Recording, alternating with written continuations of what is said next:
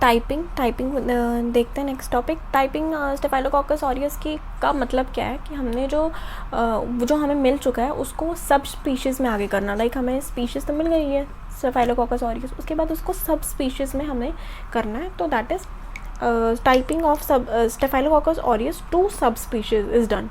ठीक है, तो ये दो टाइप्स की होती हैं, फिनोटिपिक और जीनोटिपिक। फिनोटिपिक में आते हैं हमारे बैक्टीरियोफेज टाइपिंग, या फिर हमारे पास आती है एंटीबायोग्राम टाइपिंग। ठीक है, जीनोटिपिक में सीक्वेंसिंग, पीसीआर, आरएफएलपी। मेन हमने बात करनी है यहाँ पे बैक्टीरियोफेज टाइपिंग की। ठीक है, इसमें कि फर्दर सब डिवाइड कैसे होता है, किस बेसिस पे हमने ये टाइपिंग करनी है कि बैक्टीरियोफेज की ससेप्टेबिलिटी कितनी है। बैक्टीरियोफेज ससेप्टेबिलिटी मतलब कि उस बैक्टीरियोफेज क्या होता है, एक वायरस ही तो होता है, तो वो बैक्टीरिया की कितनी ससेप्टेबिलिटी है उस बैक्टीरियोफेज पे। हमने एक प्लेट ले ली, ठीक है, हमने एक ऐसे प्लेट ले ली और हमने लॉन कल्चर कर दिया यहाँ पे ऐसे करके बैक्टीरिया का लॉन कल्चर कर दिया। ठीक है, लॉन मतलब पूरा स्प्रेड कर दिया बैक्टीरिया को, और हमने यहाँ पे सपोज़ एक बैक्टीरियोफेज डाला, यहाँ पे एक बैक्टीरियोफेज डाला, ऐसे करके हमने अलग अलग बैक्टीरियोफेजेस डाल दिए। अब वो जो बैक्टीरिया है अगर वो इस यहाँ वाले एरिया में इस बैक्टीरियोफेज के अकॉर्डिंग जो है ग्रोथ जो है वो सप्रेस हो गई। ठीक है, यहाँ पे सप्रेस हो गई ग्रोथ, तो ये वाला बैक्टीरियोफेज है, इसके अंडर जो बैक्टीरिया आते हैं, मतलब हमें पता है कि बैक्टीरियोफेज ए है सपोज़, उसके अंडर आते हैं 3 सब स्पीशीज़ की, मतलब ये सब स्पीशीज़ जो हैं स्टेफाइलोकोकस ऑरियस की, ये जो है इस बैक्टीरियोफेज ए से अफेक्ट होती हैं, तो हमें पता लग जाएगा कि वो ये हैं। इसलिए हम करते हैं बैक्टीरियोफेज सब ससेप्टेबिलिटी या फिर टाइपिंग। ठीक है, अब इसकी मेन एक जो बात इंपॉर्टेंट है याद रखने वाली, वो कौन सी है, दैट इज़ फेज टाइप 8081। ये एक स्पीशीज़ है स्टेफाइलोकोकस ऑरियस की, most commonly associated with the outbreaks in hospitals. Epidemic strain है ये, जिसे हम क्या बोलते हैं, एपिडेमिक स्ट्रेन, और ये हॉस्पिटल्स में होती है कि जो हॉस्पिटल्स में आउटब्रेक्स होते हैं उसमें। So now will talk about the drug resistance, जो कि स्टेफाइलोकोकस ऑरियस में होती है। इसमें क्या प्रॉब्लम होती है, ड्रग रेजिस्टेंस कैसे डेवलप हो जाती है और किसके लिए होती है। सबसे पहले हम ये बात करते हैं, एंटीबायोटिक्स जो होते हैं उनके खिलाफ होगी। हमने एंटीबायोटिक किसी बैक्टीरिया के खिलाफ दी, ठीक है, लेकिन उसने ड्रग रेजिस्टेंस पैदा कर ली अपने आप। कैसे पैदा की, पहली एंटीबायोटिक हम लोग जो भी हम सब सोचते हैं एंटीबायोटिक, दैट इज़ पेनिसिलिन। ठीक है, बहुत ही इंपॉर्टेंट वाली। अब जो स्टेफाइलोकोकस ऑरियस है वो कैसे पेनिसिलिन के खिलाफ ड्रग रेजिस्टेंस कॉज करता है, वो करता है, एक तो वो क्या करता है, वो प्रोड्यूस करता है production of beta lactamase enzyme. ठीक है, बीटा लैक्टमेज एंजाइम जो है, सॉरी यहाँ पे उसका दूसरा नाम है पेनिसिलिनेज। तो ऑब्वियसली समझ आ गया आपको कि ये बीटा लैक्टमेज जो है वो पेनिसिलिनेज है, तो वो ऑब्वियसली पेनिसिलिन के इफेक्ट को डिस्ट्रॉय कर देगा। तो ये इसकी जो प्रोडक्शन होती है उससे बीटा लैक्टम एंटीबायोटिक्स, जो कि पेनिसिलिन जो है वो एक बीटा लैक्टम वाली है, बीटा लैक्टम एंटीबायोटिक्स जो है उनको उनसे रेजिस्टेंट हो जाती है।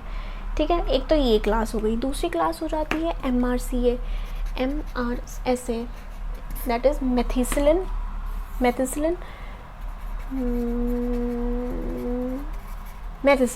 ठीक है, मेथिसिलिन रेजिस्टेंस स्टेफाइलोकोकस ऑरियस। अब ये जो मेथिसिलिन है ये भी एक वो है, ठीक है, क्या है ये ड्रग है। ठीक है, मेथिसिलिन रेजिस्टेंट हो जाते हैं स्टेफाइलोकोकस ऑरियस, और ये क्रोमोसोम में कैसे होती है, मैक ए जीन, ये जीन जो है क्रोमोसोमली होता है। ठीक है, तो मैक ए जीन जब आता है तो क्या होता है कि जो पेनिसिलिन बाइंडिंग प्रोटीन थी नॉर्मली जो प्रेजेंट होती है, पेनिसिलिन बाइंडिंग प्रोटीन, अगर मैक ए जीन होता है तो वो पेनिसिलिन बाइंडिंग प्रोटीन जो है वो 2A में ये अलग फॉर्म में कन्वर्ट हो जाती है, तो फिर पेनिसिलिन आकर यहाँ पे नहीं लग सकता। ठीक है, तो इसे बोलते हैं हम लोग मेथिसिलिन रेजिस्टेंट स्टेफाइलोकोकस ऑरियस। तो ये जो MRSA है, इस केस में हम लोग क्या दे सकते हैं, ये वाले केस में हम लोग वैंकोमाइसिन प्रेफर्ड करते हैं। कौन सी ड्रग करते हैं, वैंकोमाइसिन। ठीक है, वैंकोमाइसिन। और इसमें हम कैसे कर सकते हैं, हम लोग पेनिसिलिन ही अगर दें और साथ में बीटा लैक्टमेज इनहिबिटर्स डाल दें कि वो बीटा लैक्टमेज को ही इनहिबिट कर दे तो नॉर्मल हो सकता है इफेक्ट, ठीक है। और यहाँ पे क्या हो गया, इनहिबिटर्स यूज़ हो गए पेनिसिलिन के साथ, और यहाँ पे वैंकोमाइसिन, ठीक है। यहाँ पे हम पेनिसिलिन नहीं दे सकते ना, क्योंकि पेनिसिलिन बाइंडिंग प्रोटीन जो है वही ऑल्टर हो चुकी है बाय मैकेजीन, तो हमने यहाँ पे वैंकोमाइसिन दे दिया। अब वैंकोमाइसिन जब हमने देना शुरू की उसके बाद क्या हो गया, एक और रेजिस्टेंस डेवलप हो गई, दैट इज़ वैंकोमाइसिन के खिलाफ, दैट इज़ वैंकोमाइसिन रेजिस्टेंस, ठीक है। ये दो टाइप्स के हैं, VRSA और वीज़ा। ये इंटरमीडिएट टाइप की है और ये हाई लेवल की है, मतलब vancomycin resistance staphylococcus aureus, vancomycin intermediate staphylococcus aureus, ठीक है। ये थोड़ी हाई टाइप की है, ये थोड़ी लो ग्रेड की है। अच्छा, तो इनका MIC एक इम्पॉर्टेंट है। MIC मतलब minimum inhibitory concentration. Minimum inhibitory concentration नाम से ही पता लग रहा है कि कितना मिनिमम कॉन्सेंट्रेशन हमें चाहिए इस किसी भी बैक्टीरिया को ग्रो करने से इनहिबिट करने के लिए, ठीक है। तो मिनिमम इनहिबिटरी कॉन्सेंट्रेशन कि किसी को इनहिबिट करने के लिए हमें कितना मिनिमम चीज़ चाहिए। ऑब्वियसली ये जितना कम होगा उतना अच्छा होगा कि हमें कम अमाउंट चाहिए, ठीक है, बैक्टीरिया को मारने के लिए। तो वो वाले MIC ज़्यादा, वो वाले एंटी बैक्टीरियल एजेंट ज़्यादा इम्पॉर्टेंट होगा, ज़्यादा अच्छा होगा, ठीक है। तो इसमें जो VRSA है उसका होगा हमारा 8 से ज़्यादा माइक्रोग्राम पर मिलीलीटर, और इसमें होगा 4 to 8 माइक्रोग्राम पर मिलीलीटर, ठीक है। तो हमने आपको बोला कि ये हाई ग्रेड रेजिस्टेंस है, इसमें ज़्यादा रेजिस्टेंस है, तो इसीलिए इसका जो MIC है, मतलब कि हमें जो कंसंट्रेशन चाहिए वो बहुत ज़्यादा चाहिए होगी, क्योंकि कितने सारे स्पीशीज़ बीच में से निकलेंगे जो रेजिस्टेंट है, जो हाई लेवल के रेजिस्टेंट है। और वीज़ा में इंटरमीडिएट है, इसलिए 4 to 8 माइक्रोग्राम पर मिलीलीटर। एक होता है MIC क्रीप। MIC क्रीप क्या होता है कि अगर हम लोग वैंकोमाइसिन दें, ठीक है, इन लोगों में दें वैंकोमाइसिन, ऑलरेडी ये रेजिस्टेंस है, हम दे रहे हैं, तो फिर क्या होता है कि एक टाइम के क्या होता है कि ये जो MIC की वैल्यू है वो इंक्रीज़ होनी शुरू हो जाती है। इंक्रीज़ होने का मतलब है कि वो उसको इनहिबिट, जो बैक्टीरिया है उसकी ग्रोथ को इनहिबिट करने के लिए जो अमाउंट चाहिए हमें एंटी बैक्टीरियल एजेंट की, वो ज़्यादा चाहिए हमें। तो MIC creep is MIC value is increasing when we are using this vancomycin इसके खिलाफ। और इसी वजह से ये वीज़ा जो है वो डेवलप होता है कि हमने क्या किया, हमने वैंकोमाइसिन डाला, ठीक है, एक उसमें जो कि कोई बैक्टीरिया में, ये कोई भी क्या स्टेफाइलो में हमने डाला वैंकोमाइसिन, तो फिर क्या हुआ, उसकी MIC इंक्रीज़ होनी शुरू हो गई। यही होता है कि हम पहले एक थप्पड़ पड़ता है, एक थप्पड़ से हम लोग जो हैं वो हो जाते हैं रेजिस्टेंट, कि हमें कोई फ़र्क ही नहीं पड़ता एक थप्पड़ से। फिर घर वाले 2 मारते हैं तो हमें फ़र्क पड़ना, जब 2 की आदत हो जाती है फिर 3 पड़ते हैं। तो ऐसे ही है कि MIC क्रीप इज़ इंक्रीज़ होना, कि हमें ज़्यादा अमाउंट चाहिए रेजिस्टेंट वो इनहिबिट करने के लिए उस बैक्टीरिया को। अब जो VRSA है, वीज़ा हमने, और ये जो वीज़ा डेवलप होता है, ये वैंकोमाइसिन इंटरमीडिएट स्टेफाइलोकोकस ऑरियस वाला इंटरमीडिएट वाली रेजिस्टेंस, ये डेवलप होती है ऐसे ही MIC की हमने वैंकोमाइसिन डाला और जो वॉल है वो थिक होनी शुरू हो गई और रेजिस्टेंस बढ़नी शुरू हो गई। लेकिन जो VRSA है ये ऐसे नहीं होता, ये जीन के थ्रू होता है। वैन ए जीन होता है, वैन ए जीन, उसके थ्रू ये एक्वायर्ड होती है ये वाली रेजिस्टेंस। ये एक्वायर्ड कैसे होती है कि हमने डाला, थिक वॉल की थिकनिंग होनी शुरू हो गई, उससे रेजिस्टेंट बन के आई है। तो जो लोग वैंकोमाइसिन रेजिस्टेंट है उसको हम लोग लिनेज़ोलेट दे सकते हैं, डेप्टोमाइसिन दे सकते हैं।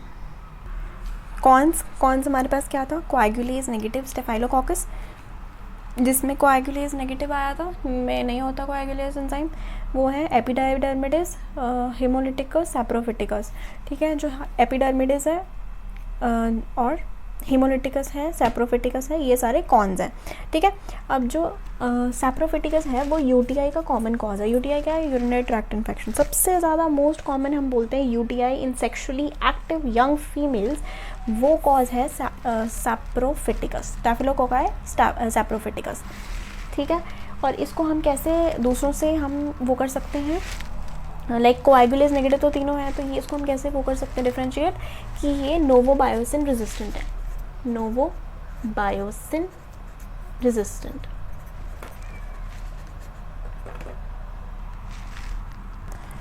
और एपिडायडर्मिडिस का क्या है कि बायोफिल्म की फॉर्मेशन होती है इसके ऊपर, बायोफिल्म फॉर्मेशन, ठीक है। बायोफिल्म फॉर्मेशन ऐसे स्लाइम लेयर से बन जाती है, उसके अंदर जो है बैक्टीरिया अपने आप को बचा के रखता है, बाहर के जो भी हमारे मैक्रोफेजेस उन सब से बचा के रखता है बायोफिल्म फॉर्मेशन बनाकर, ठीक है। और ये कॉमन कॉज है, ये नॉर्मल फ्लोरा की तरह रहता है, क्योंकि एपिडर्मिडिस लिखा ना, तो एपिडर्मिस मतलब नॉर्मल स्किन फ्लोरा में रहता है, लेकिन ये प्रोस्थेटिक वॉल्व एंडोकार्डिटिस का मोस्ट कॉमन कॉज है।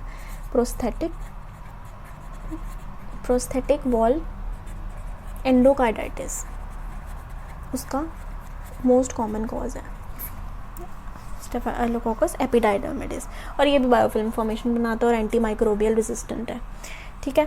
अब ये जो नोवोबायोसिन रेजिस्टेंट की बात की हमने, ये क्या मतलब हुआ, इसका मतलब हम कर चुके हैं, हमने एक वो बनाया, ठीक है।